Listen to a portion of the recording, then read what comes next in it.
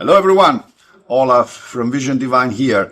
I just wanted to send my greetings and thanks to Marius at Warriors of Steel Festival for having realized such a wonderful festival. It was a wonderful location in Ålesund, Norway. The atmosphere was very friendly. We already knew some bands like Power Quest, but every band in there was very friendly. The general atmosphere was very friendly. The staff, the crew, very professional, very friendly. At the same time, it went all really smooth. The crowd was fantastic.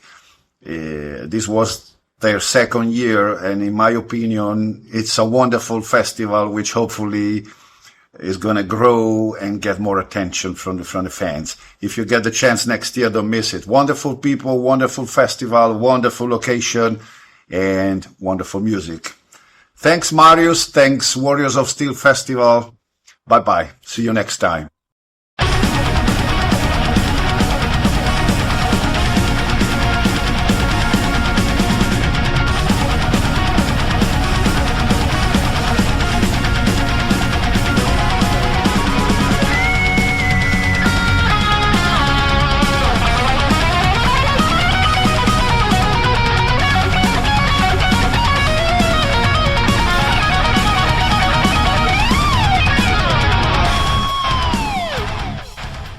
Welcome back to the Metal Exchange. Justin and Chris back again, and Chris is truly back again as we cover the Warriors of Steel Festival from Norway, something that we've talked about in different ways throughout the course of the last year, and finally the festival came to fruition. So before we talk all things Warriors of Steel, how are you, my friend?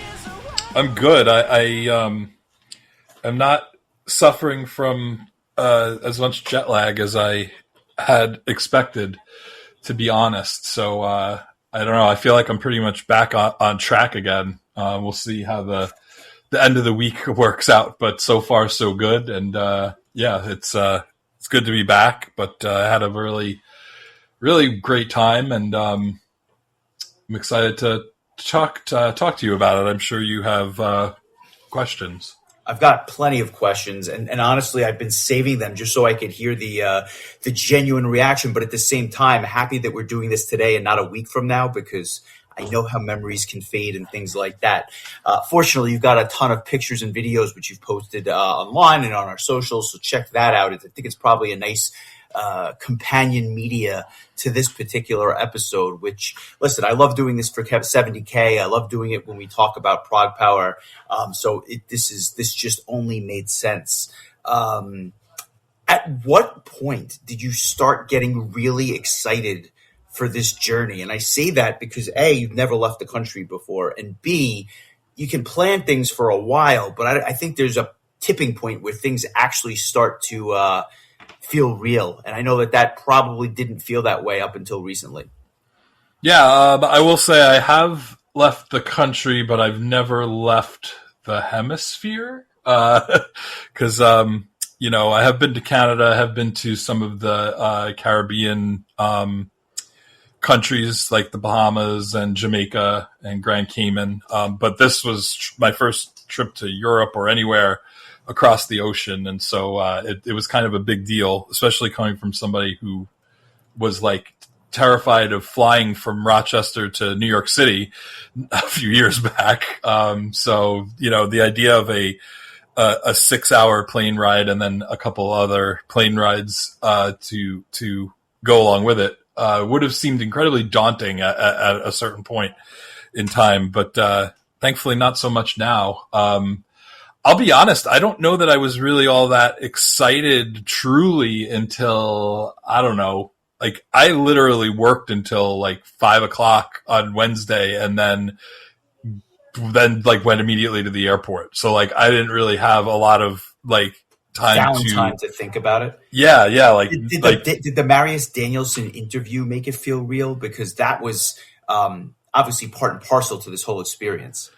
Yeah, I feel like I hate to bring it up, but I just feel like the the so many bands that have had to cancel Prog Power over the years due to whatever reasons, visas or just, scheduling or whatever, has kind of taught me to not get excited about things until really they're actually happening. And I think the idea of going to Europe and seeing a music festival was so foreign that I didn't even know what it would be that I would be getting excited about. It was really odd. It was almost just a really kind of surreal experience. So yeah, I mean, talking to Marius definitely got me excited. I was definitely excited the whole way, but it was almost like a tempered excitement. Because you never want to, I've learned in when it comes to, live music that you,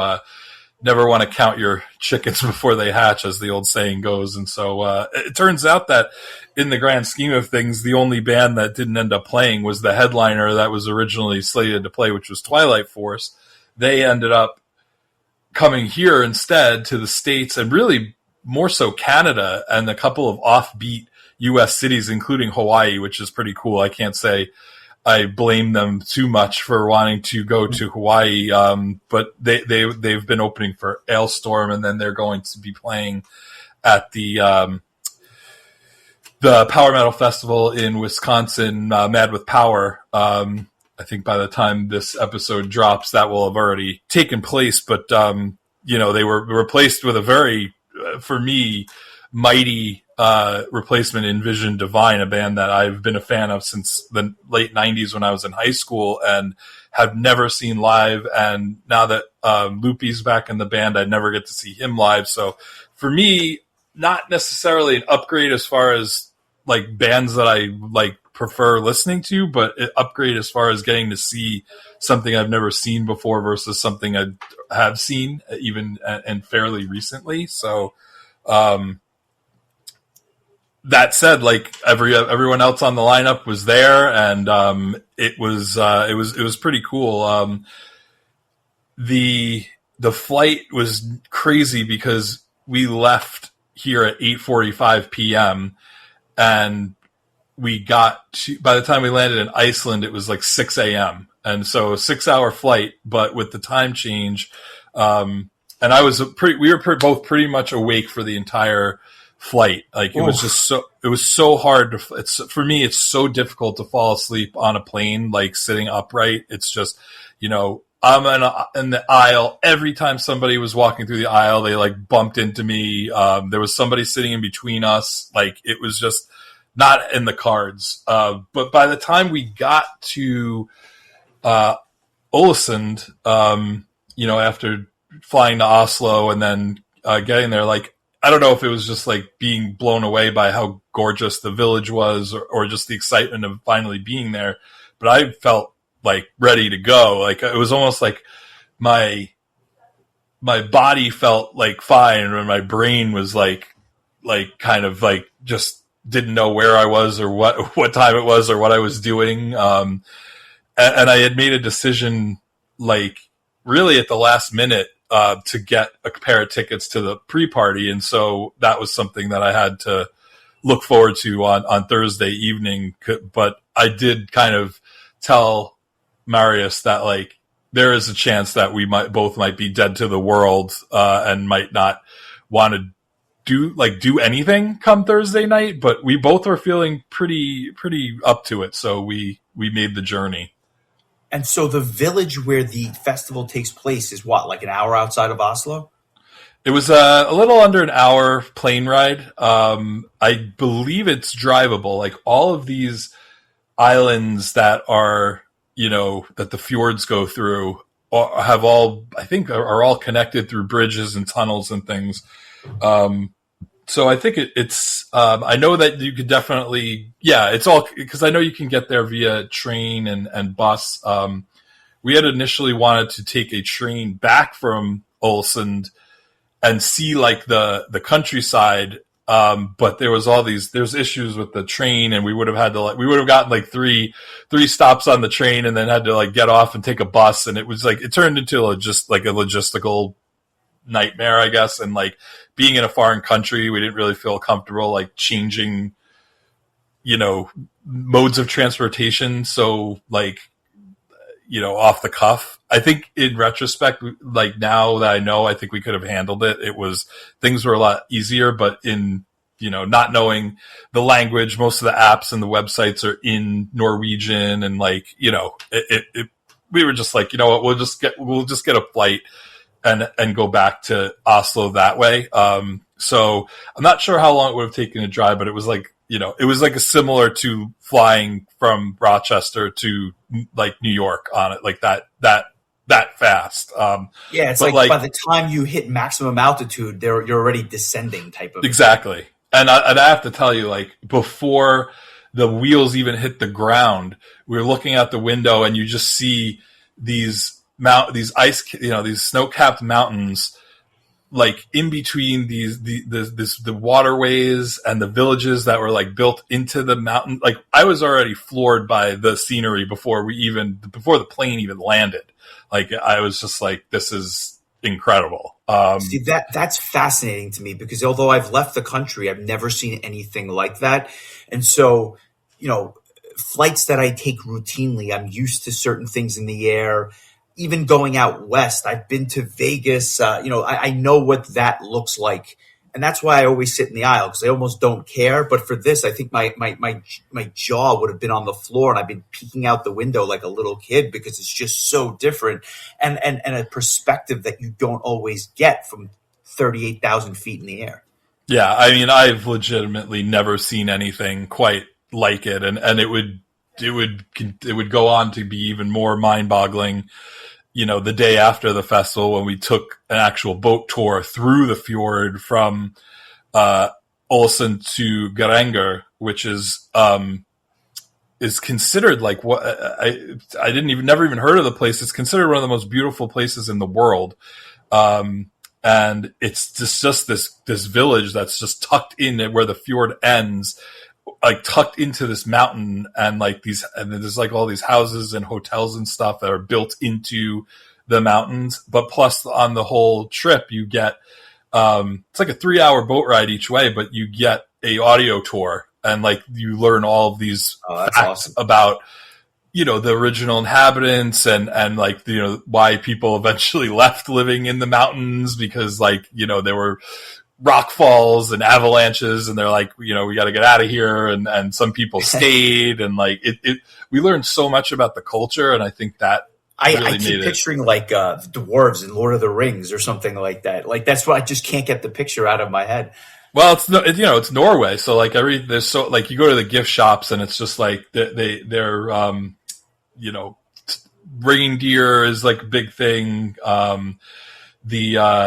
The trolls, or I don't know if they're like elves or dwarves or whatever, with the big noses, but like that's a big thing there. Gnomes, I think, are. I don't think they're gnomes. They have like the big, huge schlong noses. Like, I think they're. I hope you're not insulting me right now. I that's all I'm going to say. It's such a fascinating culture, and just like, and when we got to our hotel room, we just had a view of the water and the mountains, and like, it was just so incredible. And the other thing that's wild is that you get like 4 hours of night this time of year. Like the sun goes down at like 11 p.m. and it comes up at like 3 a.m. And even when it's dark, I think I sent you a picture at 1:15 in the morning as I'm walking back from the venue on Friday night. It's not really pitch black darkness. It's like almost like a twilight. It was explained to me that in the winter it's the opposite, which I could not even begin to wrap my head around. 4 hours of sunlight a day, like. Although, to be honest with you, like, I mean, with my schedule, I leave early in the morning and it's dark, and it gets dark, like 4:30. So I'm leaving work and it's dark. And although I see sunlight coming into my office, I don't actually feel sunlight all winter. So it's kind of an interesting dichotomy. But at the same time, I don't know if I could get used to that. I mean, blackened shades are one thing, but 20 hours of darkness is kind of depressing to me. Yeah, I have to say, like, I thought that the the daylight thing was more jarring than the actual jet lag, which I don't really know that there was much of for me anyway. I think I just got lucky. But that part was just like wild. Like just, you never really can get a grasp on what, I can't tell you how many nights where it would be like 10 o'clock and I would think that it was like 7:30 or 8 o'clock, and I'd look at the clock and be like, holy crap. It's just so odd that it's just that still light out at 10:30 at night.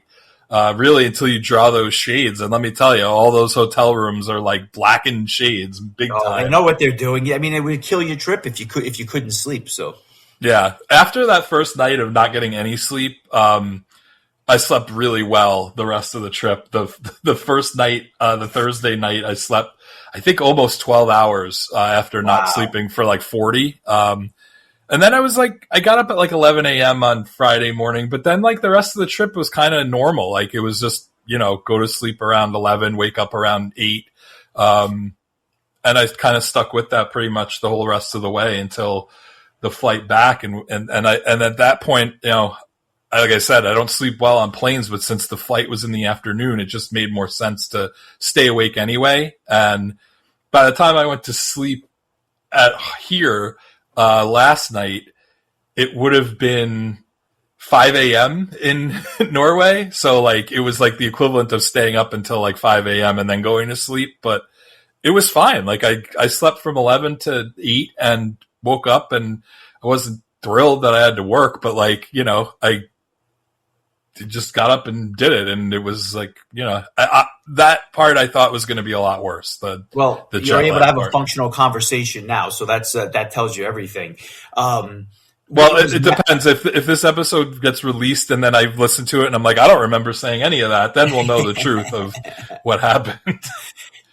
Was Marius from that small village? Is that where he's actually from? Yeah. If you look at this shirt that it's on his wife's Anakin's Leia single. It's the cover art. It's literally a picture of the town that they're from in Ålesund, and I kept saying to Kelly, I was like, let's be real. Like the whole reason that I came here was to see Power Quest, but like what a blessing it was that where that concert happened to be was in such a beautiful place, because it could have been in Trenton, New Jersey, and granted that would have been a little bit less of a trip, but like it would not have been as breathtakingly beautiful. Granted, I've never spent a ton of time there, so maybe I'm missing out, but it was just like what a wonderful thing that like Marius just happens to be from there and decides to have this power metal festival. And there were people from Mexico and Japan and the UK, and we got a few shout outs as for being the US contingent. I don't know if there was anybody else from the US. If there was, like, shout us out, because that'd be cool to know. I didn't meet anybody. I don't think that came from the US, but it was definitely a very diverse crowd. Although I would say probably most of the people had come from Norway or Sweden or just the general northwestern part of Europe sort of deal. I mean, like, just what an excuse to see such a lovely, lovely, beautiful town. Like it was, I was so glad that it wasn't just like a come in, see the concert and leave. I was glad that we actually got to spend some time there, and then also go to Oslo, and see the more like urban side of Sweden, and so, or Norway, excuse me. So yeah, like that. So yeah, to answer your question, that is where, Marius grew up, and it's just wild to me, because now I'm like picturing him like sitting in a fjord thinking to himself, like, I'm going to write this song for Daniel Hyman and Michael Kiske to sing together. And like, it's amazing. One of the things that is most amazing about Marius is that he is such a humble guy. Like, and if I had worked with the names that he's worked with, like in his career, like he has a Arjen Lucassen-esque, alumni list of people that have worked with his Legend of Valley Doom like project for those 3 albums, and like you'd never know. He's so down to earth. He's such a nice guy. Like doesn't have an ego at all. Literally, his band went on first. Just like that. And I don't know if it's just because of like growing up in a place like that. I don't know, but like just he couldn't have been nicer. Couldn't have been more humble. Like just such a great dude. And I'm really glad that I got to, talk to him beforehand, and then like, be able to talk to him as a friend once we actually got there. That's awesome. When you get to the pre-party, which you did make it to, did you have expectations in terms of the crowd? Like, how did it compare with the size of the actual festival itself? It was very limited. It wasn't it was at the same venue, but it was in a small room. It's like the equivalent of seeing a show at the Paramount instead of Madison Square Garden, just on a much smaller scale. So I would venture to say maybe there were about 50, 60 people there. A lot of them would be the word I would use. Yeah, for sure. All the Power Quest guys were there. I know a couple of the Power Paladin guys made their way over a little bit later. And then it was just, I guess, some of the people that were just fortunate enough to have gotten there early enough. Our friend Johannes was there, it was very intimate.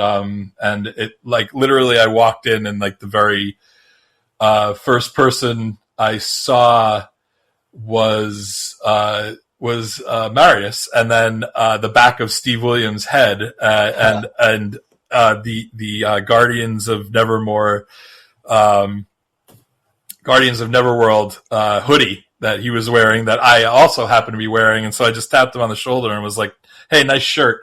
And and he got a laugh out of that, and I finally got to meet Steve Scott, who we've been talking to for so long, and got to take a few pictures, and it was cool that Ola Holland from Insania had come over. Insania had played the festival the prior year, which was the first year of the festival, so he came back. He did like an hour set of like acoustic and piano stuff. He did mostly Insania songs, but also did a couple of like classic metal covers. Like he did Paradise by Stradivarius, and We Got the Right by Halloween, which he was having a hard time hearing his monitor, and like he couldn't get in the right key, and he was getting super frustrated. So Marius came in and started singing the song to just get the ball rolling for him. That's awesome. But he's a really talented singer, because to just like be able to sing by yourself, I think really like puts you on the spot, and you really have to show what you can do. And he was very good, and he was a super nice guy too. So that was fun to like just have him come out there and kind of warm things up a little bit. So that was neat. And so, assuming he plays for an hour or an hour and a half or whatever he does, is there anything else at the pre-show, or is it really just a gathering where people are kind of hanging out and talking and having a few beers, or what was the vibe like? That like nail on the head right there. There was like a half-hour break, and then Marius did we left I think around 11, and it was still going on, but Marius had pre-recorded the like bass and drum parts and did like just a covers marathon. Nice. And was playing stuff like Runaway by Bon Jovi and Rebel Yell by Billy Idol, and just like fun covers. And like it was Johannes came up to me and was like he's like, what? He's like, how old are you? And I was like, I'm going to be 44 next week, actually. And he's like, so you must be loving this. And I'm like, yeah, I guess this was probably a little bit more my time than his, as far as like 80s goes. But the best part was, and I'm glad we hadn't left yet, because Marius was like, so this guy Chris came here all the way here from the U.S. and he's here right now, and he's here with his girlfriend, and he had asked me, if I knew any pop songs that I could play that she would know, because she's not a big metal fan. So this one goes out to Chris and his girl, and he went on to play "Flowers" by Miley Cyrus, which that's so funny. By the way, fits really well in the power metal form. It was really cool. So what are Kelly's thoughts at this point? Because she's looking around the crowd. She's never been to a metal show. I mean, she gets her Miley Cyrus cover, but like this had to be like a really trippy experience for her. I can't imagine what this would have been like, especially like at this point in my life. Like, we've been going to metal shows for 30 years. It's not the same for her. I think the mellowness of Ola's set and just like the cover aspect of Marius's set, and then like kind of just the loose hanging out kind of vibe. I think she really enjoyed it, actually. Like, she got to talk to some of the guys in Power Quest and got to meet some people, and so I think she probably enjoyed that more than the like couple of hours of stuff she saw on Friday night, where she was like in the drink, so to speak, just like in the middle of the crowd and with the loud like plugged in instruments and everything. So I think she actually enjoyed the pre-party quite a bit more, because she didn't need earplugs or anything like that. Like, you could just kind of like, get a drink and just kind of chill out. And so I think she ended up having more fun than she thought she was going to. Well, I'm glad to hear that. So that sounds like it was a great way to kind of ease yourself into this. How did you spend the day in the Village before the actual show itself, before the main fest? We didn't really have that much time, honestly, because by the time we got there, it was probably around 4:00. And so we kind of just got settled in our hotel room, went out and got dinner, and then went directly to the pre-party. So there really wasn't very much time to do much else. It was a lot of time spent traveling that day. And like when we got to Iceland, like we literally had to connect like immediately. So we blew through the Reykjavik airport, and like just went, and then we like, it was really funny because we get to the gate and then you go down an escalator and then you're just there at the bottom of the outside of the airport, and there's like nobody there. There's no plane. Where the two of us just standing there like, wow, what now? And so apparently we were supposed to wait for a tram to come pick us up and then drive us to the plane, which was on the middle of the airfield somewhere, and then get on the plane and go. So, and then I think we had a bit of a longer layover in Oslo, but that was just hanging out at the airport, really. So yeah, like Thursday was really mostly just travel. Gotcha. And so, for like the main fest, are you like, now obviously you're ready, that Power Quest is there, so there's got to be a little bit of a comfort factor there. But tell me like your initial thoughts of the venue. How does it compare with something that maybe I'm familiar with, or how can you describe what the place is actually like? Because I know it's not big.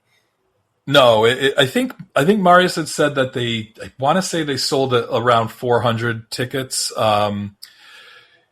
At no point did I ever feel like I was getting crowded or like pushed or there was literally couches on either side of the venue that like in between sets would just go out and sit down, which was awesome because my feet were killing me.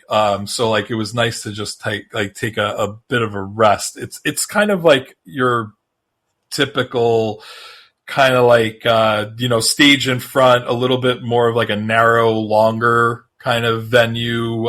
There was like a bar towards the back, but like kind of a typical, like small heavy metal concert venue. I think that I want to say the most amount of people were there for Power Quest. I think like I feel like some of the crowd dissipated a little bit after they were finished, but, it was just a very, very like normal venue. Like I don't think there was anything like really that different or out of the ordinary. I'm trying to think, during the day, like we slept until almost noon. So like I think we like walked around the village mostly, like got a cup of coffee and, had lunch and just kind of walked around. Didn't really do too much. And then we headed over to the venue around, I think doors opened at, 5. So headed over. Kelly came with me I think because Marius played a song for her, she felt like she should at least return the favor and watch his band's set. So she came and watched the first set, and then she came back for Power Quest, and that was what she got to see. Yeah, I don't know that there's much to really say about the venue itself beyond. I will say the sound was very good. Every band sounded great. I know that there was some technical issues here and there. I know Vision Divine had some issues. I know when Power Quest first went on, like Steve's keyboards weren't being piped through. I think that they were working with like an all digital mix, and some of the bands are like old school and weren't like as used to that. So there was a little bit here and there, but I think you're going to get that at any kind of show where like 6 different bands are playing in one night. To me, as a non-musician, I thought everybody sounded really good. I will say on the outset, before I start talking about specific sets, the theme of the evening was live keyboards. All of the bands except for Anakin, who that was like a very that was Anakin's first, like her first, I think, solo performance ever. So wow. They had I think the bass was pre-recorded and the keys were pre-recorded, but she had Marius playing guitar and her 19-year-old son on drums, which was really cool. But all the other 5 bands, all 5 of them had keyboard players, and let me tell you what a difference. I mean, especially in power metal, and a lot of these bands are keyboard-driven bands, but having that live keyboard player really just makes such a difference. And so that, I think, made all the bands sound even better. So cheers to live keyboards. I know we harp on that a lot, and it makes all the difference. It really, really does. I mean, when you don't, let's put it this way, as great as it is, it stands out when you don't have it. Like, for a band that, imagine if Stradivarius didn't have live keyboards. I mean, like, it would be terrible. Right. So, yeah, I mean, that was, that I think just made all the difference in the world. I kept thinking of Mike Johnson, because he's always talking about how, like, he's a keyboardist himself. Like, there's certain bands that you just, you miss out when they don't have a live keyboardist, and especially in the power metal genre, but I mean, even picture Dream Theater without a keyboardist, it doesn't make any sense. Like, so I don't know. To me, it was really nice. I don't know if it's like a financial issue or a visa issue where, like, when they come to the States, they want to try to like lower the amount of headaches that are could potentially happen, but you really miss out by not having, that keyboard player there. I think he's just as important as anybody else. And so it made a huge difference, I think, for all of the sets. Well, let's get to it, because, I remember listening to all of those Marius Danielson power metal operas and just thinking to myself, almost like an Avantasia before they started playing live. Oh, you'll never get to see anything like this. And then, like, here you are, 5,000 miles away from home or whatever it is, watching this. And we've talked, we really need to cover one of these albums in long form at some point. But at the same time, it's hard to choose because they're all special for different reasons. What did you think of the set? What did you think of the set list? And was it everything you expected, or did it even exceed expectations? I think it exceeded expectations, only because, this isn't something that Marius does a ton. Like, I don't think that they've ever really done a tour. It's always just been kind of like festival shows and all that. But his band was tight as hell, and he had. I didn't really realize this, but Marius has a fantastic voice. But not to be outdone, he had Jan Thor Grefstad, who has been the singer for Saint Demon since 2008, is also the current vocalist for Divided Multitude, and was formerly in Highland Glory as his main singer. Like, and then Marius was kind of like the secondary singer, and then Anakin was like the backup vocalist, and then Ola would come out and sing 3 songs as kind of the lead. So, you know, it's interesting because, like I said, you have like this list of legends that have been part of this Legend of Valley Doom project, and so, you know, it's kind of like a bare bones situation where it's just the band and a few guest spots. But man, did it work! They played Chamber of Wisdom and Raise Your Shields from part 1. They played Angel of Light and Crystal Mountains from part 2. They played Battle for Elroth and Stars Will Light the Way from part 3. And they debuted a new track, which was going to be on part 4, called Far Beyond the Gates of Reality. And that is going to feature Ola. And so it was perfect since he was there. We got to see the debut of that new song. But him and Jan did a duet of Angel of Light. And listen, like, no one's going to outdo Michael Kiske and Daniel Hyman, but Jesus Christ, they did a hell of a job. That was really impressive. And I made a point to take at least a portion of one song by every band, and you can find all those clips on our socials. But that was one where I had to get on video because that's such an epic song, and they really did it justice. I was super impressed that with the job they did on this song. So really great job. They played for 45 minutes and then did a very quick turnover because essentially it was the same band for Anakin. They just had to like switch drummers, I think. Marius stayed on, and Anakin played for about a half hour. She played some stuff from her solo album, the new single, and a couple of tunes from the band that she was in with Marius back before the Legend of Valley Doom days. And I am going to just make sure I get the name of the band right. Darkest Sins was the name of the band. And so they played a few songs from that. It was really cool. She's got a really beautiful voice, and they did a great job, and closed out with a cover of Wasted Years, which was awesome. Nice. So that was cool. So that was the beginning. They basically, as like the hosts, opened up the show for the next 4 bands that were in town to play. Well, I'm glad to hear it. I'll just say one day. That's all I can say about that. I hope to see them one day. And another band that I really, really have high on my wish list at this point is Power Paladin, because I love their new album. I think their new album is spectacular. As I sit here, 5 months into the year, I think it's the best power metal album I've heard all year. I'm not sure that it's that close. There's 1 or 2 others that I particularly enjoyed, but I thought this was a phenomenal release.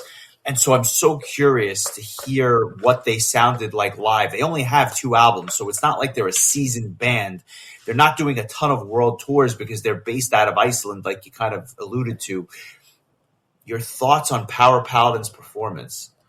I made a point to mention to them that the both of us were big fans of their new album, and that they shouldn't be surprised if that album appears on our year-end list at the end of the year, which they were very appreciative of. I was really impressed by this set, I have to tell you. It's not easy. Like, they play very fast power metal, and the vocals are very high, and is the name of the singer, Atli Guðlaugsson, has a very outstanding live voice. I was really impressed with how high he could go. I was not going to say I'm concerned, but I was curious about that, because if you listen, I wasn't sure if it was studio magic or if it was actually something he was able to pull off. So that's really exciting to me. And everybody else was fabulous. Again, live keys. But the band was really tight. I have a feeling that this new album is going to catapult them in a lot of ways. I think it's going to get them onto festival lineups. It's going to get them to be a more well-known name in the power metal world. They played 7 tracks, 5 from the new album. My only complaint, and it's a very small one, is that they did not play my favorite song from the new album. I'm curious now. I'm curious. What is your favorite song from the new album? And I'm curious if it's the same thing as probably not the same thing as mine, because they played one of my favorites. Okay. Where is it?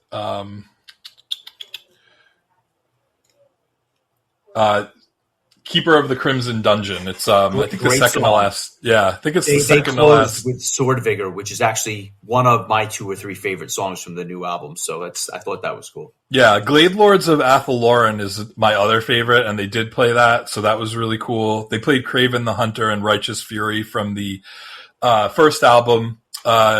I think you probably would know Righteous Fury as the Legend of Zelda solo song. They do a little like Zelda solo, which was, you know me, I marked out a little bit, but band was really good live. They were honestly, they were probably the band I was most excited to see besides Power Quest, just because of how much I've enjoyed their new album, and they did not disappoint. They put together a really nice 45-minute set, and I enjoyed it thoroughly. I have a feeling that's not going to be the last time I see this band live. I think they're definitely just beginning to start their rise. Nice.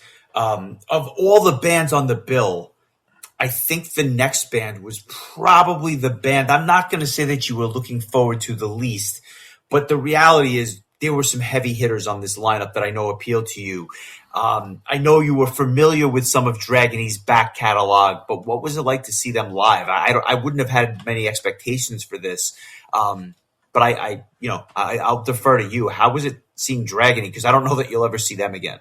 I will say that of all the bands, they were probably the one that I listened to the most going into the festival, because they have a lot of material. They have let's see, they have 3, 4, 5, 6. So they have 6 full-length albums, and I wasn't really super familiar with the older ones. I did listen to their last 3 albums quite a bit, but it was really like I would just listen to a lot of their stuff on shuffle, and it would come on and be like, this is good. Like, I feel like I'm definitely going to enjoy this live, but like, I definitely was more excited about the other bands. But I got to tell you, they were the surprise of the night for me. They sounded outstanding live.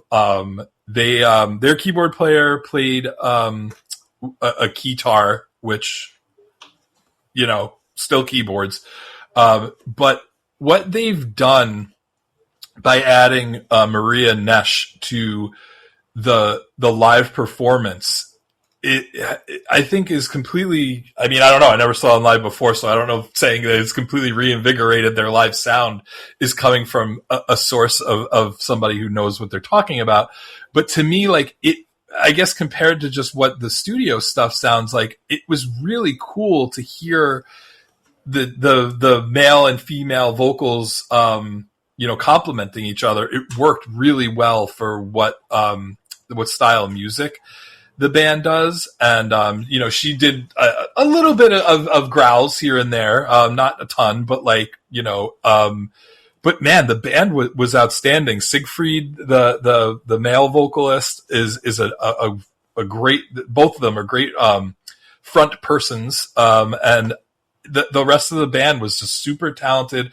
The set was tight. The sound was really good. Like, I definitely walked out of the set more of a fan of the band than when I came in. They played a live debut Ill Met by Moonlight, which was on their most recent album. And I thought that was cool that they thought enough of this festival that they wanted to play a song that they'd never played live before. So I thought that was really cool. Most of the set came from the Here Be Dragons, or the Hicsont Dracones album, which was their most recent album, but they also played Lords of the Hunt, Wolves of the North, Gods of War, and The Dead Queen's Race, which was a single that had come out in 2023. So nice mix of stuff from them, but they brought it. I thought they were outstanding, and cheers to Marius for booking them, and cheers to the band for putting on a hell of a show. Absolutely. I don't mean to make it sound like I was like expecting them to suck, but I thought they were really, really strong. I texted Milton just to tell him. I was like, just so you know, Dragony kicks ass live. Just keep that one in your back pocket in case you ever need a power metal band. 'Cause I thought they were great. Well, you don't make a trip like this for any band. You do it for certain bands, right? It's just you're going out of your way at significant expense, that sort of thing. So needless to say, when the announcement was made that PowerQuest was getting back together, that was the catalyst for this whole thing. Did you have like expectations that maybe were not going to be matched? Because I know how big of a fan you are. And so I'm almost wondering, were you like slightly disappointed because it didn't reach the level? I mean, they were so good at Prog Power all those years ago, and it was a different lineup, but at the end of the day, they were great. I'm just curious as to how this set landed, because the set list was phenomenal. I mean, it was a greatest hit set list, if you will, but it was really good. How do I put it? Honestly, it's funny. Like, people had asked me, they were like, do you have like a dream set list? Or like, we did a whole episode on just like what we would want to hear Sabotage play or whatever. And honestly, it's like, knowing that they were only going to play songs from the first 3 albums, I was like, I don't care. They could play anything. I told Steve after the fact too, I was like, you could have played anything. Like, nothing was going to disappoint me about this set list wise, because I love all these songs. Like, I really didn't feel like there was anything missing. I mean, they only played for an hour, so like there's only so much you could do. And I think that I think a greatest hits album, a greatest hits set is fair. But honestly, as soon as the like music started to, like that intro music, that's, I think, when it finally hit me that like, holy shit, this is happening. Like, it literally took till that moment where the lights went down and that intro music started and they started walking out, and I was like, oh God, this is happening. And to see that lineup, to see like Andrea and Francesco and Alessio and Steve together again was just so surreal. I was just like, wow, like you said, like, you don't make trips like that for a lot of bands. That's stuff that you like literally do for like your favorite band, or maybe your second favorite band, or maybe Sabotage. Like, it's not, it's not something that you do lightly. Listen, some people are blessed enough that they can do stuff like that, like, easily. For me, this was like a pretty massive decision. And at no point did I have even the slightest regret. And I said to Steve, and probably other members of the band as well, like, it was worth every cent, it was worth every mile. And like, just 60 minutes was like gone in a flash. It was different from the Prog Power performance, because like you said, like, that was the current band at the time. They had 2 hired guns, because they had 2 guitar players that were too new to get visas in time, Andy and Glenn. And by the way, Andy Kopchak was there to see PowerQuest, a guy who was in the band, and then shortly thereafter was not. And he was telling me about how he saw this lineup when he was 17 years old in the UK, and how much it meant to him to see them again. Like, he was, even as a former member of the band, was like as much of a fanboy as I was. Wow, and so we bonded over that. Super, super nice guy. I'm glad I finally got to meet him. I have like this checklist of like 30 members of Power Quest. I'm like trying to meet them all eventually. And I include Sam Totman in that list, cause I got to talk to him about Power Quest after a Dragon Force show once. So, Brad and Glenn, you guys are next on my list for as far as Power Quest members I still want to meet. But they opened with Wings of Forever, and like I said, at first I was like, oh shit, like why can't I hear the keyboards? And I was like, oh god, am I standing in the wrong part of the room or whatever? About a minute in, that all got fixed, and then Steve was just his majestic self with his keyboards, and I mean, it just flew by. Wings of Forever, Find My Heaven, Edge of Time, Sacred Land, Magic Never Dies, Temple of Fire, Far Away. And then they left and came back and did an encore, and it was Neverworld. So, like, I don't know if you saw the video of me and Johannes and a couple of our friends singing along. If not, I have to send you a link to it, because somebody just turned around in the crowd and was like filming, and there's just three of us singing together the chorus. I think it was for Far Away, and it was just like it was such a, like, I'm so glad somebody caught that, because it was such a surreal moment to just be like, you know, and I got to give a shout out to Johannes. I've never seen anybody lose their shit at a show the way he did during that set. He was on the rail singing every single word, hands thrown up in the air, turning around and singing at the crowd behind him. He was so happy. It was infectious being near him. Like, he was like high-fiving me like through the show. I think that he appreciated it more than just about anybody. It was incredible. Like, it was so much fun.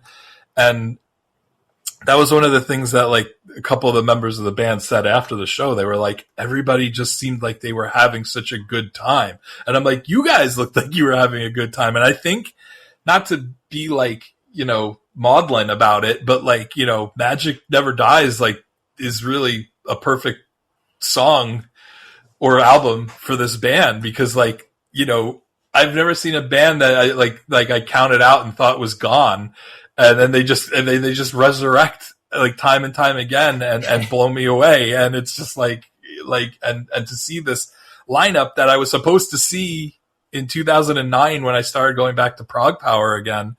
I think Steve Scott had left the band by then, but essentially it was the rest of that band, and like having to wait, you know, 17 years to finally get to see that show that really was the catalyst for me to start listening to metal again and start going to Prog Power again. And I told Alessio that story, and he was like, isn't it crazy, like, how things happen in life? But, like, I'll be honest, like, I got a vibe from the band that, like, this ain't it. Like, this, you know, I think that they felt that magic being together, and I think that there might be a new recording perhaps at some point. Whoa. Maybe I don't know if it'll be an album, but maybe a song. Like, everybody seemed to have caught the bug again, and it was really awesome to see. Yeah, and I got to hang out with them after the show, and we had a lot of good laughs and took some pictures together. And like, they're just the best. Like, they're the best guys. They went out of their way to like wish me a happy, make a post on their personal or on their social media wishing me a happy birthday. Like, that's the coolest shit ever. Like, that's what it's all about. And so I was just in my glory like that for an hour, like, just absolutely like, you know, it's just one of those things that, like, you can only understand if you're just a massive fan of a band and you've been in that situation where you're just seeing them live and you're just like, in that moment, like, nothing else matters. Like, it was amazing. Like, I just can't say enough of how happy I was to be able to attend this set and be a part of it and get to spend time with the guys and just it was just really awesome. Did Kelly get any enjoyment out of it? I think she got more enjoyment out of infectious watching you watch them. I think that's really what it was. I think between like me and Johanna, she was just like okay, like these guys are having a blast. Like I think she still probably like doesn't really get it, but like I think she gets like why.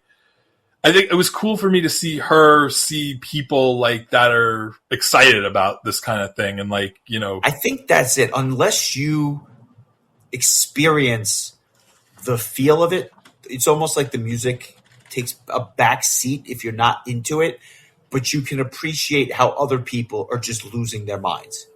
Yeah, 100%. And I was really happy that she chose to join. Like it was cool to be able to. It's funny because like not a month prior, like I had gone with her to see one of her favorite artists, Ani DeFranco, in Wilmington, and so it was kind of cool to, you know, switch it up. And again, that was like something that was a small, intimate outdoor show that I think was really like, you know, cool, because you get to really see the vibe of like what the people are like that listen to that type of music, and to be amongst them. And there's like a brother and sisterhood, I feel like that you have, that I think when you go to like an arena show with 20,000 other people, like you're just one of many. And like, you don't feel, there's not like a feeling of brethren or like companionship or, you know, like that you get with like these smaller intimate bands. And so like, you know, getting to meet like a diehard Power Quest fan who came from Brazil was like such a cool experience, like that. And to get to meet Yuko and Ken, who came all the way from Japan, lost their luggage, like just, you know, thankfully they found it after like a day or two. But, I mean, Yuko, probably the biggest Power Quest fan in the entire world.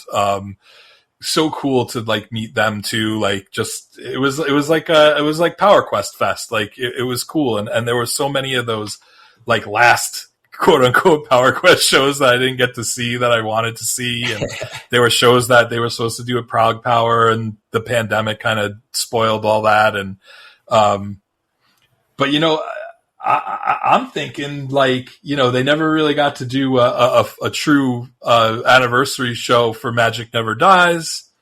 I mean, I feel like that could be something, I don't know, maybe in 4 years when it's an anniversary again. If you have that sooner.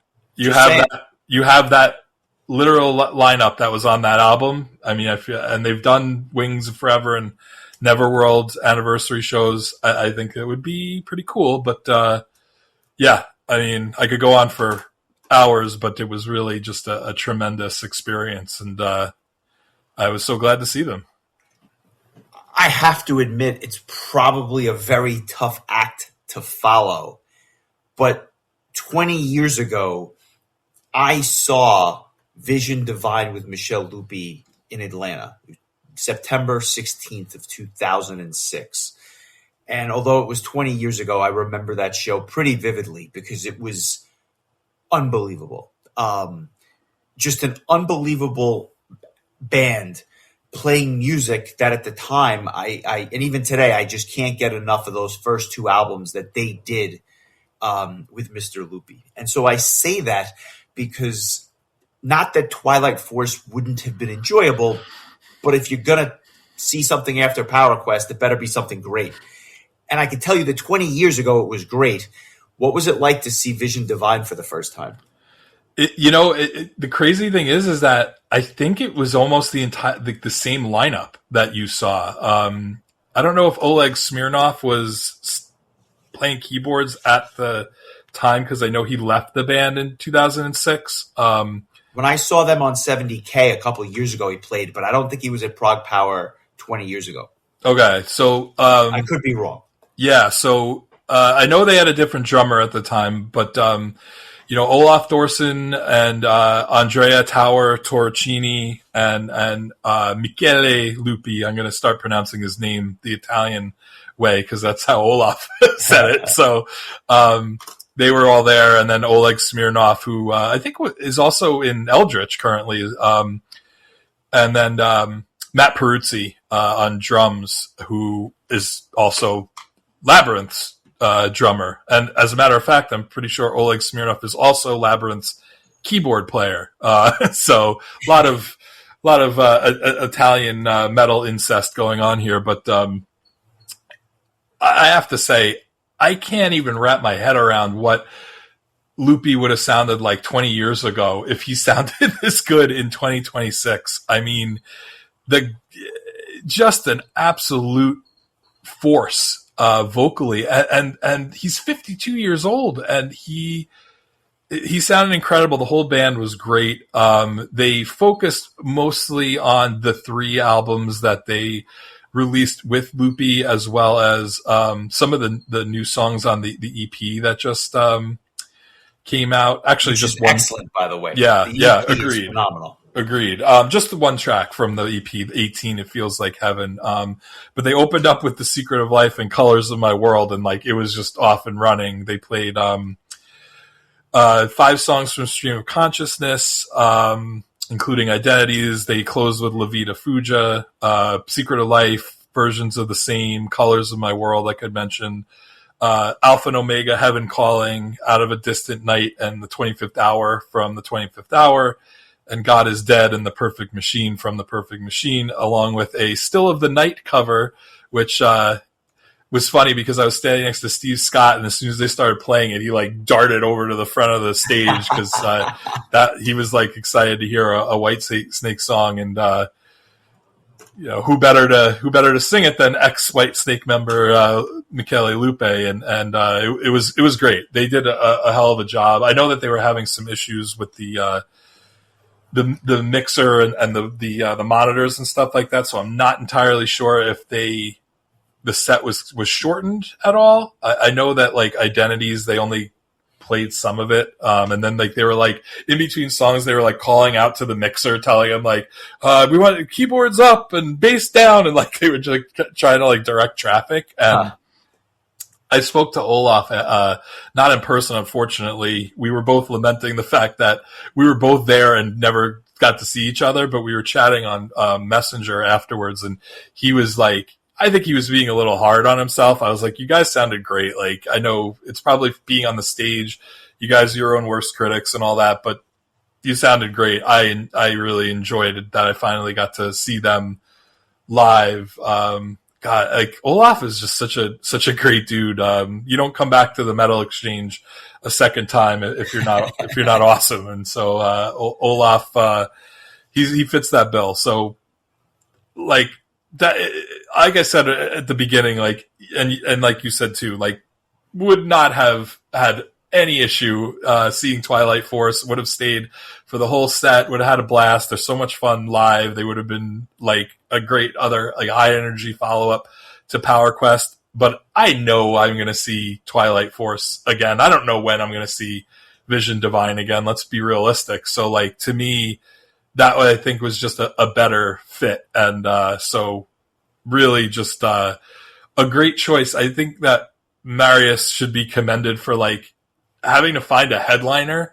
for this festival like after the fact. And I thought that Vision Divine was a really smart choice. And I think that I think it was the right call. And I'm really glad that he did, because that was, not at the very top of the bucket list, but they were certainly a bucket list band for me. So, all in all, like just an outstanding festival. Like Marius came out after the set and like thanked his entire crew, had his crew come out, like said that he plans on bringing the festival back next year. Looking forward to hearing, which bands he brings on, because I feel like he's had 2 really strong lineups so far for a all power metal festival. But I have nothing bad to say about anything really. Like the festival itself, the bands, just the whole experience, the town, the hosts, all of it. It was just a really perfect. Honestly, the best trip I've ever taken. And visually, it's going to be hard to top.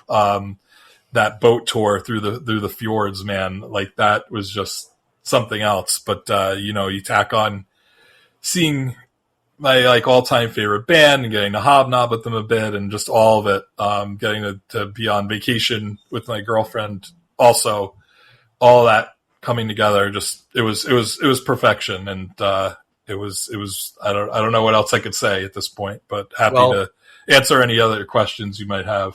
I got one more question and then I'll let you go. I know you're probably getting to that point of exhaustion, but it sounds like it was a phenomenal trip.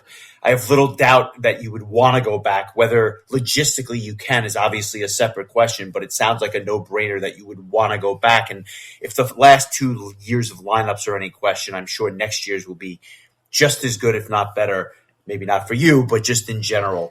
My question, though, is when you got to Oslo, I had asked you to go to a store for me, Nessa Blood Records. And for those that don't know, this is like the home of black metal, essentially. And again, I know it's not your preferred genre, but I asked you to go because it's a place that just always fascinated me.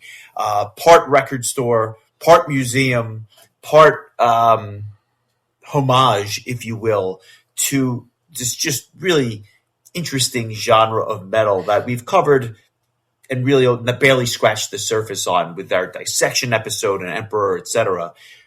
What was that like? Was it in the middle of the city? Just give me a summary of what that record store was like. Because I picture it as like slip disc for black metal 5,000 miles away from the house. Yeah, but imagine it's more like Slip Disc's closet. Like it is. Oh, it's small. It's really small. Like there was probably like 5 other people in there and a dog, by the way, a very large dog. And there was like you couldn't even move. Like it was about, I think it was a little under a mile from the hotel we were staying at. So we walked over. It was cool. Like my initial thoughts were like, I don't belong here. Like if they had made a power metal record store like this, I would be in my glory. So I could see, if you're a black metal fan, like why this is a huge deal and how cool it must be to see all the shirts on the wall and the gig posters, and like they were selling like old cassettes and there's like rare black metal, like super rare rarities, like, you know, demos and 7-inch records and and just vinyl and CD and cassettes and just like shirts. Like it was super cool. Like I appreciate it as a metal fan, but if I was a black metal fan, like I probably would still be there right now. Yeah, I can imagine. Did you interact with the staff at all, or was it just like, I'm going to go in, I'm going to look around for a few minutes and then I'm going to get out? No, I was like a little bit overwhelmed by like just like it. I'm a big guy. Everywhere in Norway runs hot when you're inside. So like everywhere I went, I'm sweating. I don't know. They're not as big on air conditioning, I guess, as Americans are. But so like I was like a little overstimulated at that point. So like I flipped through some of the racks and looked at some of the stuff, checked as I always do to see if there's any DVDs or Blu-rays that I didn't already own, which I owned all the ones I would have wanted to buy. So no, I didn't. There was only one person working there at the time, and there were people that actually knew what the hell they were talking about that were there. So I just kind of took it in, and I'm really glad that I did, just because I think that there's not a lot of like meccas in the metal world, and so like when you can find one, I think you should take advantage and go check it out, even if it's not your top genre. But did you get to see any of the museum part, or did you stay in the store? No, the museum, I think, like the store itself is essentially a museum, yeah. But there's supposed to be in the basement a lot of like memorabilia and stuff. But then I believe there was a fire. Yes, that's correct. Yeah, it's strange that a store that is based on satanic music would somehow light itself on fire. Makes you question, maybe there is a higher power on the side of good. But all kidding aside, like the staircase to go down there, like was giving me, just looking at it was giving me claustrophobia. So I'm like, all right, I probably am just gonna take a few pictures of the upstairs part and call it a day. But it was cool. I'm glad that you told me about it, because it was definitely worth checking out. one day I will get there. I'll probably be old and I'll probably not belong there because I just won't be the demographic that I think they're going after. But I'll get there one day. In short, I'm glad you had a wonderful trip. It sounds like, by all accounts, it was everything you could have asked for and more. So I'm really happy about that. Next week, we'll obviously return to our regularly scheduled format. Just to keep things interesting, we're going to do a request from one of our Patreon members next week, but I will reveal what that is when it drops. So we'll just keep it as a surprise for folks. But by request, an album next week, which is a little bit avant-garde and kind of interesting. So we'll just I'll leave it at that. But I'm glad you had a great trip. Look forward to seeing you soon. But that's not metal related. That's just life related. And we will hopefully do all this and more in the coming weeks and months ahead. Yeah, thank you for indulging me. It's cool to, for a change, be the only one of the two of us to go to a metal festival and get to talk about it. So I don't know if that's going to happen again anytime soon, but it was a cool thing and really cool experience. And I will say, like, if money and time off was no object, I would probably go back to this festival every year. But there's only so much that you can squeeze into a year as far as like taking the time off and putting the money aside. So I would say best, it's most likely that I probably won't go back next year as much as I probably want to, but never say never, I guess. But Norway's expensive. Norway is not cheap. That is definitely true. But I'm glad you got to make it over there. Hopefully, to your point, maybe there's more Power Quests in the future. I don't know. We'll see what happens. But I'm glad it went well. I'm glad you're safe. And we'll look forward to returning to our regularly scheduled format next week.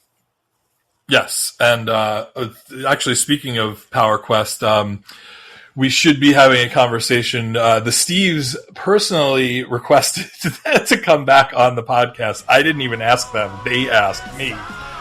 They wanted to come back and they want to talk about Warriors of Steel, and I pretty much told them whatever the hell else they want to talk about, they're welcome to. So keep an eye out for that as well. I think that'll make a nice companion piece to this discussion.